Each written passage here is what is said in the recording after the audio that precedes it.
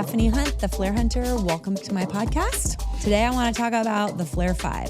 5 unexpected, less expected places to find Flair. What is Flair? To me, Flair is the thing or the group of things that make your personal space your own, individualized, whether or not it's in style.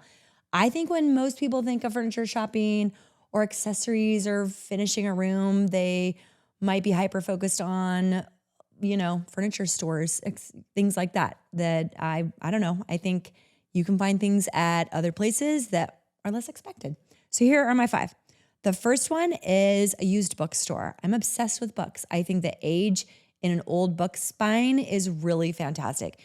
If where you live, you don't have a local used bookstore, you can find them online. Honestly, eBay, Amazon, any place you can think of, but there are such great used bookstores in Portland and Chicago, lots of places. The colors in book spines, the words, the graphics on them, I think it really personalizes your home. So that's my number 1. The second one is a big box type of store like a Target.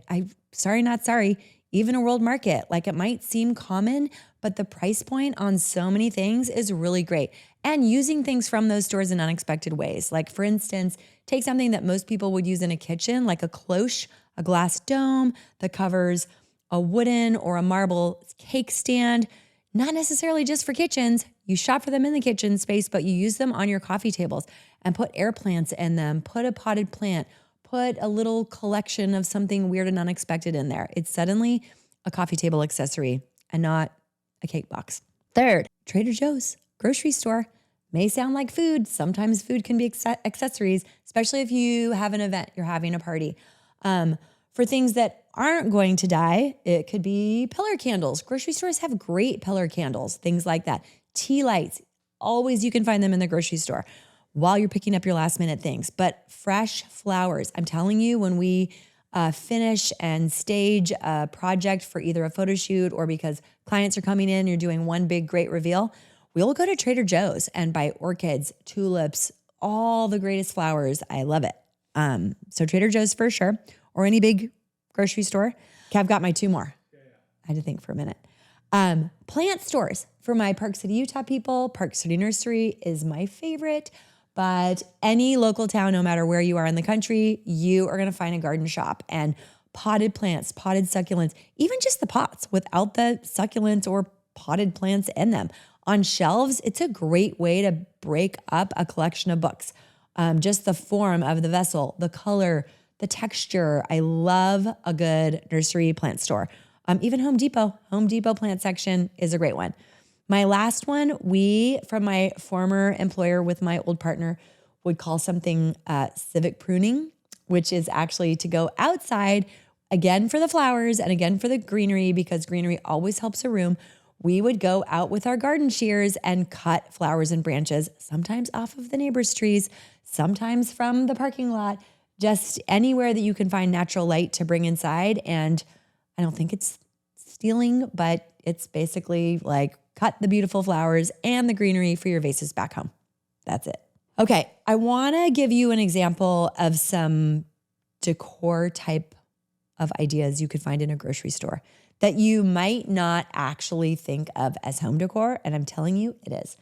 First of all, the produce section. I'm obsessed with using fruit and vegetables in multiples. It is beautiful, it's fresh, it's dramatic. It might sound silly, but it's not. For instance, you have a large wooden bowl, fill it up with artichokes, fill it up with red pears, keep it monochromatic. I really think the drama is in the single species, like all green apples, all artichokes, all eggplant, like it's the colors. It's just really impactful.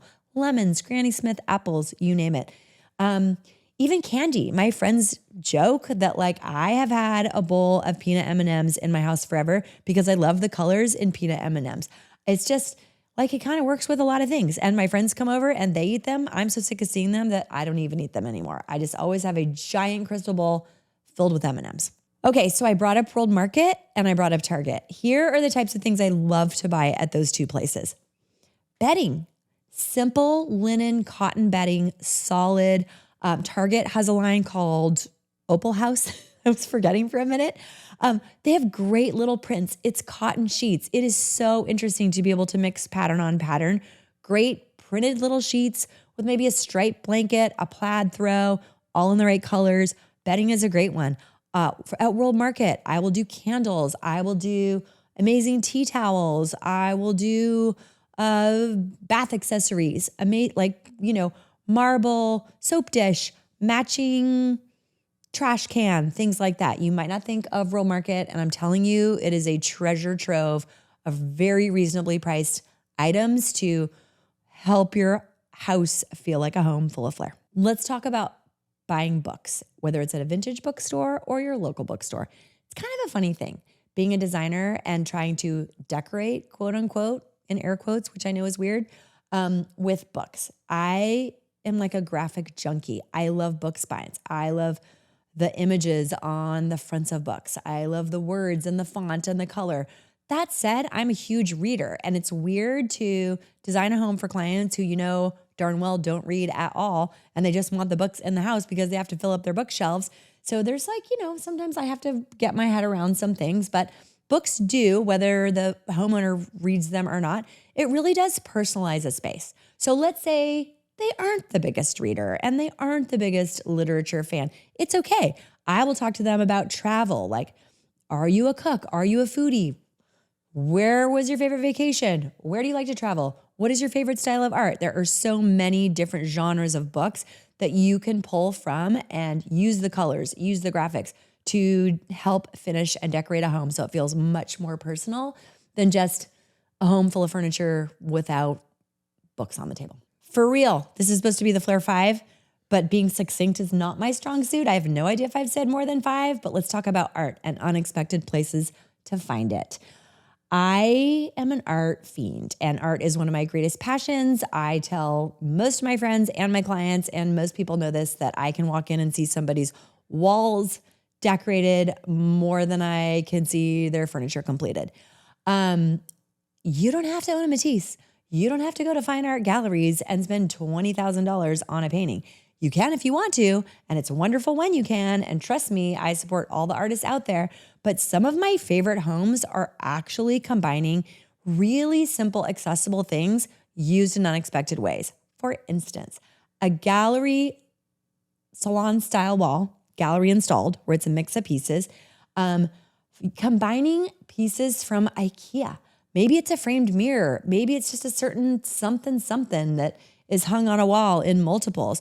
And then with an old framed watercolor or still life that you found vintage shopping, flea market shopping on your travels or in your local town in Salt Lake City. There are so many great vintage shops with old family photos. I'm obsessed with that. You can find art anywhere. Big box shopping, vintage stores, online, whatever. It doesn't all have to be fancy. That's it.